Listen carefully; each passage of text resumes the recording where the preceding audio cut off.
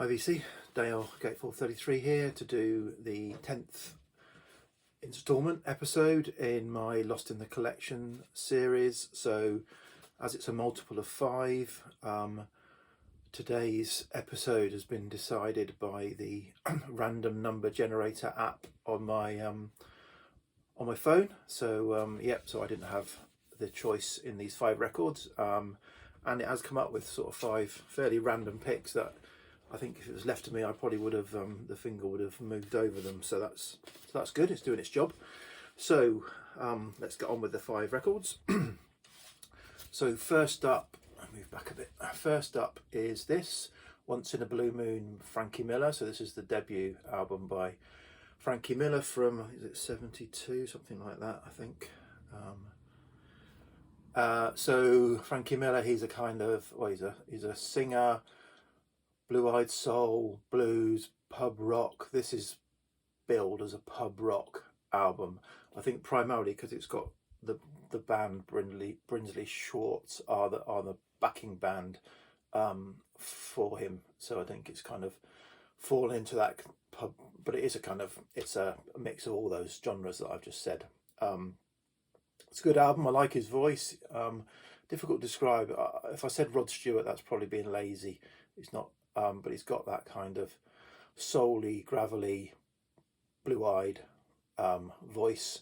The album is mostly self-penned or co-penned songs. He does do a cover of Just Like Tom Thumb's Blues, Bob Dylan, and like a number of albums that I'm coming across in this series, that stands out as a weaker track. So yeah, I'm not a massive, I'm not a massive fan of cover versions where artists just do a complete copy in the same style, if you like, of the original.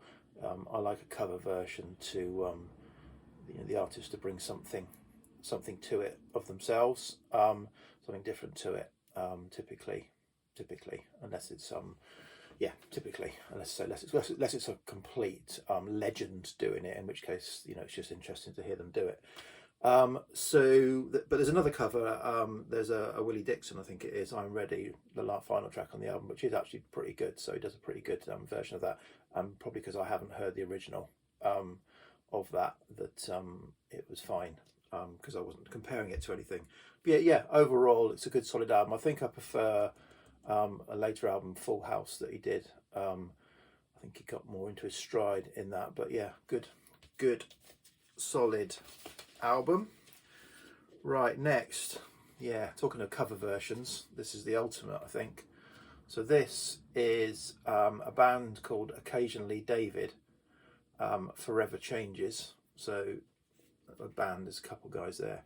So this is a complete rendition of Love's Forever Changes by this duo.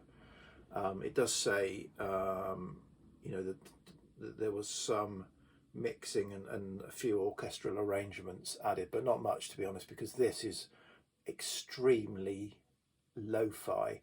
I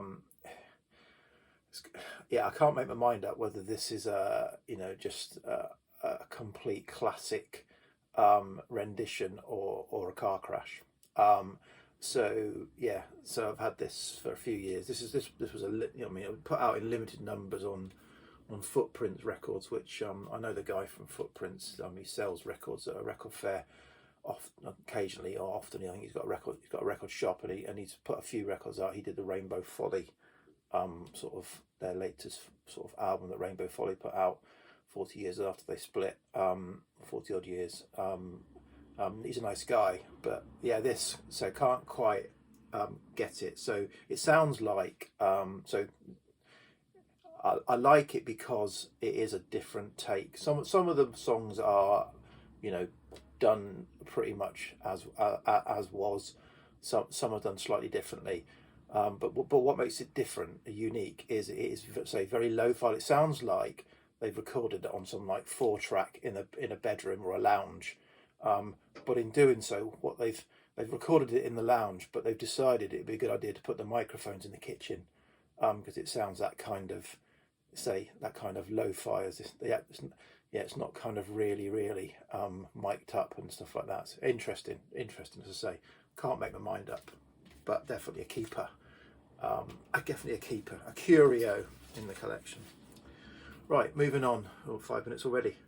So next up is this album, Bellowhead Revival. So Bellowhead were a sort of UK folk collective who do kind of lots of, I guess, upbeat folk dance, shanty type stuff. But there's normally like 11 of them get together with all sorts of instruments going on. All kinds of folk instruments. Fiddle, tambourine, saxophones, bass clarinet, bazookas, mandolins, banjos, cellos, trumpets, tubas, oboes, melodeons, concertinas, fiddles. The whole kitchen sink is thrown into these, and it's normally kind of good fun stuff. And this is a good album. This is their last album that they put out, 2014. I think this came out, and then they split in 2016. But a lot of them are kind of, it's a bit of a super group really. There are a lot of sort of splinters off of this to other folk duos and individual artists. So yeah, I really enjoyed this. I think the Gosport Nancy is the standout, but basically what they've done, most of these are traditional songs that they've arranged in this style. I say this more upbeat style. They do a cover of "I Want to See the Bright Lights Tonight," and I think there are a couple of other covers on there, Rosemary Lane, but mainly it's, say, traditional songs arranged in that style. Enjoyable. Okay, next up, Klaatu and their album. So yes, I think everyone probably knows a story about this. This is a Canadian group, put this out. There was all sorts of press kind of furore about, there's no artist mentioned, it's the Beatles reforming and doing this because one of the songs sounds a little bit Beatlesque. To me, I didn't really enjoy this. I knew I didn't enjoy it the last time I listened to it, really. It's a little bit all over the place. It feels like it's a bit like, I don't know, pop rock 101, where they've taken a number of styles and just kind of done those styles. So yes, I think Sub Rosa Subway that finishes the final side is good, but sounds like a kind of McCartney-driven Beatles song. Calling Occupants of Interplanetary Craft is probably the big song out of this, the opening song. That's pretty good. Carpenters covered it a year or so later. I probably prefer the Carpenters version. And I think the opening track, so the opening track on side 1 and 2, and the opening and closing tracks on side 1, and the opening and closing tracks on side 2 are okay. The rest is a bit fillerish to me. This is, so it's a nice package, nice story, nice cover, nice artwork. Just the music doesn't grab me. Right, finally is this one. So this is so Matt Johnson's band, and Infected, which is their second album.